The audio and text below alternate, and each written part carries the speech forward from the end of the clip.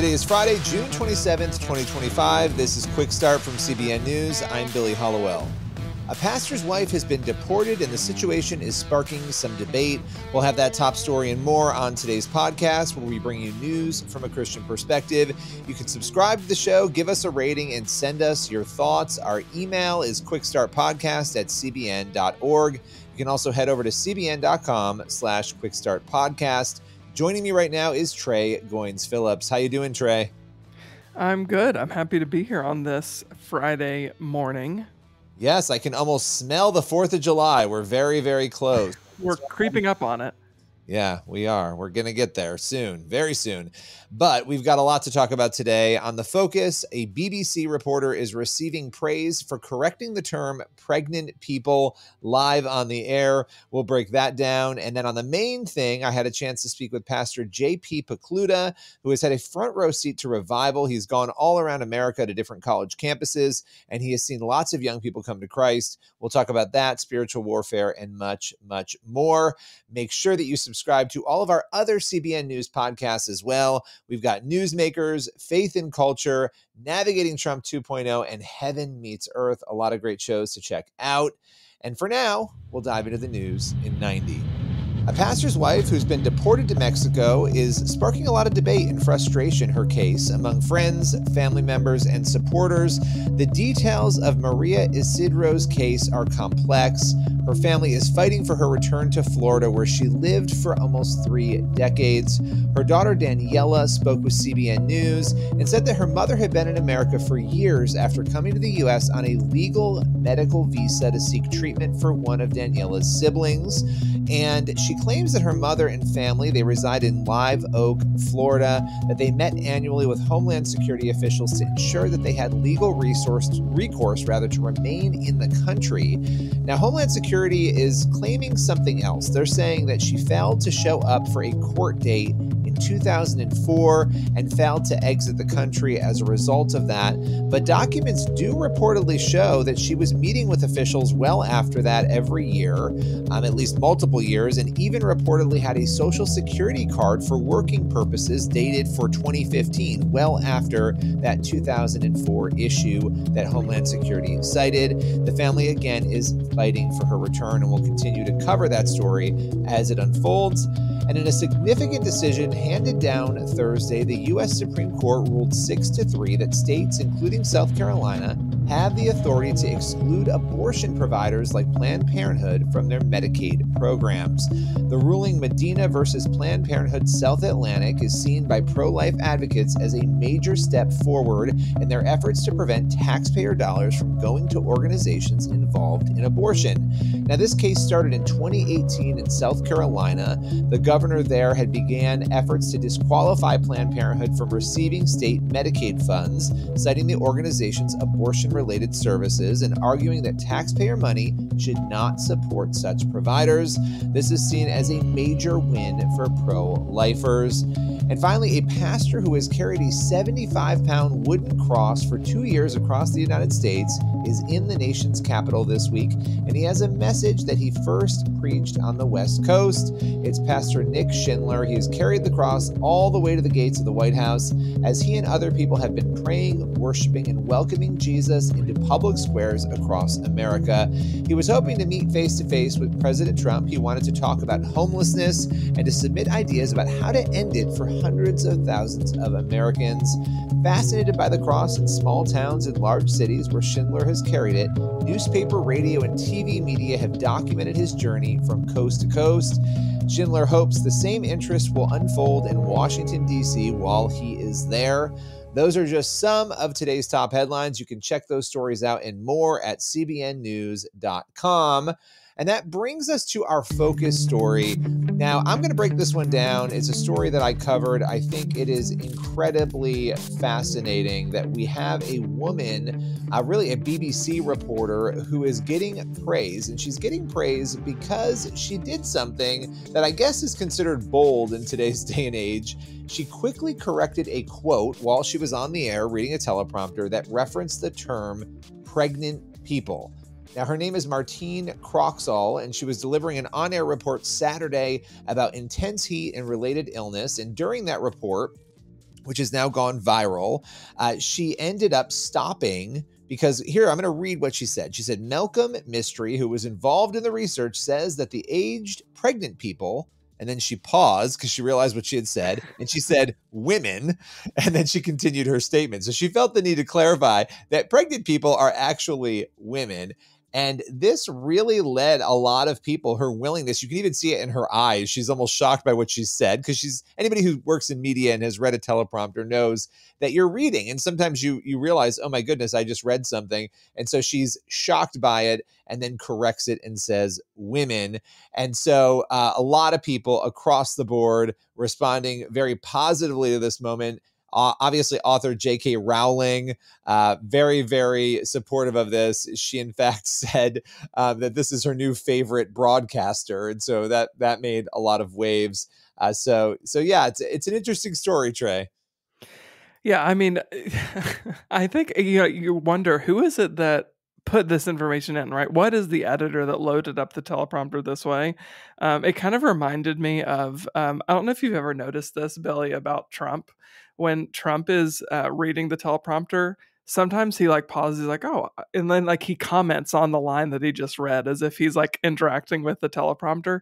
I don't know. Anyway, it just kind of reminded me of that. So tell us, if you do know, I don't know if this information is available, but how did that information end up in a teleprompter? Yeah, so this is interesting because it appears the BBC does not have any sort of language requirement. Their standards do not use the term pregnant people from what's being reported. So this isn't like it was something that BBC mandated and put in the script. It actually appears, based on what I have read and looked at on this, that she was actually, somebody had pulled a quote from this particular doctor, and she was reading part of that quote. They put it in the script, and the Oh, quote okay. used the term pregnant people. So now they didn't remove it and put women. They could have paraphrased it. They didn't do it. It seems to be an error, an oversight. And so, while people have been praising her, there's also been a lot of questions internally, apparently at the BBC, about how that term pregnant people even ended up in there. Of course, the UK had a legal case recently where the Supreme Court ruled on biology and women very much in favor of the conservative position, aka the biological position, that women are the only ones who can essentially have babies. So there's a lot of kind of interesting conversation going on, but it seems like it made its way into the script as an quote innocent mistake. That's what the Daily Mail reported, and that this particular reporter, she's not in any trouble or anything like that. There were some unnamed individuals, insiders who spoke to the Daily Mail. They said she had the full backing of the BBC because she, quote, got it right. And she was simply stating a fact and correcting a mistake. So it's interesting that we've moved to this place where, A, you're praised for common sense, but B, that we're actually saying, oh, this was a mistake to use the term pregnant people. And this reporter, this broadcaster was actually just fixing that. Billy, there are probably some people, probably more so on the left or secular people, who would look and say, "Why are you making a big deal out of this? It doesn't matter whether we say women, pregnant people, whatever. People are making a mountain out of a molehill. They're just looking for a story or something to sensationalize or something to be outraged by. If it went the other way, right? If it was somebody who maybe she saw a woman and she decided to change it to pregnant people, because we've seen that on the left. People are saying, well, it's wrong to assume that a person who's pregnant is a woman. So this is something that has been, I don't know, boiling in our country now for several years. Why is this something that matters? This is not just a sideshow. This is something that needs to be discussed. Why do you think that is? Yeah, and not just our country, obviously, in Right, Europe and across everywhere. the world, right? I mean, I think, but especially in our country, this has been a big issue. I think it matters because for so long, people have been sort of force fed ideology they don't agree with. They've been forced to say, "Oh, this is okay," or to turn the other way, or to ignore things that not only are not true, they're lies when it comes to biology, but things that are actually damaging or dangerous, like potentially having biological men change in women's restrooms, right? Or locker rooms. I mean, these things we've really taken ideology, forced it on people, silenced them. And, it's like when you're at a dinner table and somebody's saying something uncomfortable and you're just sort of forcing a smile and hoping that it ends. That was what was happening in this country and around the world on all these issues. And now people are opening up, speaking the truth, and righting some of those wrongs. And so it is important. And I actually think it's brave too, because I'm sure she's gotten a lot of support. I'm sure she's also gotten a lot of, hate for this too, but I don't know. I do know she picked up a lot of social media followers. She posted on X on June 22nd, a huge thank you to new followers. And she said, it's been quite a ride. And I thought, yeah, I'm sure it has been quite a ride because people have had a lot of opinions on this. Yeah, this is I've been thinking about this recently, actually, related to ChatGPT and artificial intelligence, thinking like these tools are really can be helpful, but also can be super damaging over time, and we're not realizing the damage that it's causing over time, especially with something like and I'm gonna get back to this, so just kind of follow me here. Like with ChatGPT, it's or whatever AI model you're using, it's kind of slowly eroding our own intelligence and our own critical thinking skills. We just don't realize it because it's not happening quickly. It's happening incrementally. And I think the same thing has happened with stuff like this. It like these one-off things, it's like, why are you that outraged by it? It's not that big of a deal. But all of these incremental instances are having an impact on us. So the TV shows that we watch, the music that we listen to, the celebrities whose social media accounts we follow, who are posting things like pregnant people, because we can't just assume that if a person's pregnant, they're obviously a female.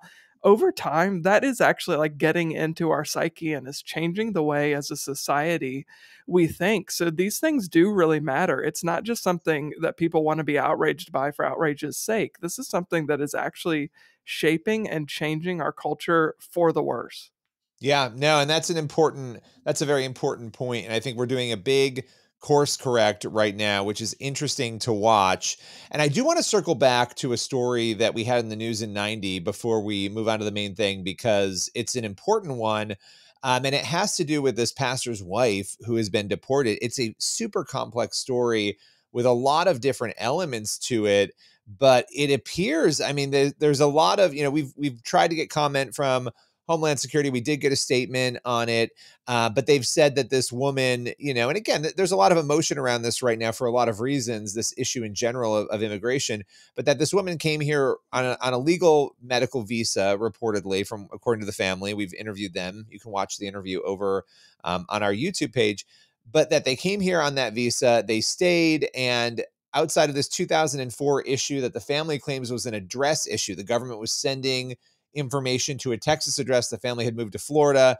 When that was corrected, this woman apparently met with the government repeatedly every year, met with an ICE official to make sure that she was legal. And it's interesting because Homeland Security told us that she didn't show up to this court date in 2004 and she failed to exit the country, and that's why she was deported. But it doesn't seem like some of the other facts after that she was meeting with the government for 20 years add up. Yeah, stories like these, I think it's difficult in our day and age right now because we live in a social media obsessed culture where we're ready to immediately have an opinion, to immediately know all the facts, and to immediately claim to understand all of the details of a situation. But stories like these can't be fit into a soundbite. You can't understand them just by looking at a tweet or watching a reel on Instagram or a video on TikTok.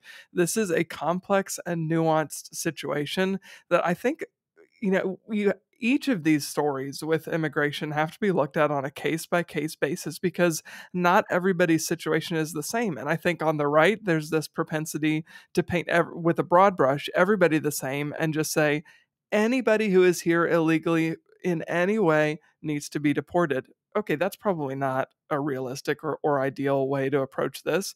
And then on the left, it's there's nothing to see here. There's no issue whatsoever, and you're evil if you're saying we want to have a border and laws around immigration. So I think both of those two extremes are crazy, and the truth often is somewhere in between. And this story, I think, really highlights that. Yeah, and it's often hard. We don't have all the details, so we're operating based on what the 100%. family and the government are telling us, right? You're limited to that. But it is interesting. I have personally reviewed documents that, unless they're forged, and they don't appear to be, that show even in 2015, 11 years after they were saying she was supposed to leave, the government gave her a social security card to work in Mm. America, right? So these are big questions, and I think, to me, there's a difference between somebody coming over the border illegally and coming legally at some point and staying with government permission purportedly, right? Those are Totally. different things. Well, Totally different. and somebody who's maybe even came here illegally, and, I'm not saying I know the answer, but, somebody who came here illegally, yes, they broke the law, and that is an issue, but somebody who came here illegally and has since started contributing to society and is a healthy member of whatever, community that they're in, and they're paying taxes and, whatever, I think that they ought to be treated differently, of course, than the person who came here and has been doing nothing but committing crime since the moment they crossed the border. Well, and I think too, you have a situation here where this is a pastor's wife. The husband, Right. is running a church in Florida. And so people will have different opinions on it, but it's an important one we will continue to cover as it develops. The family's fighting to try to bring her back. She's in Mexico, separated from them now. So we'll continue to cover that. And that brings us over to the main thing. And on today's main thing, Pastor JP Pokluda joins us from the red carpet at the K-Love Fan Awards to talk all about revival, miracles, spiritual warfare, and more. Here is what he had to say. So you have been traveling around the country, talking about a lot of different topics. One of them has been spiritual warfare. What has it been like for you to open up in this way with the book and everything you've been talking about on the topic? Yeah, man, it's been crazy. I mean, if you want to open up attacks from the enemy, just write a book on spiritual warfare. But I would just say God's winning. As you said, we've been on 17 campuses now. I've seen over 20,000 college students pray to receive Christ in the past 24 months. And so I just think we're right in the middle of something really special. The most incredible time, at least in my generation. Yeah, or my lifetime, I'll say. How has that shifted you? Because I think you, more than anyone this year, you and Jenny Allen and a few others, you have seen more young people accept Christ, as you were saying. What has that done for you and your faith?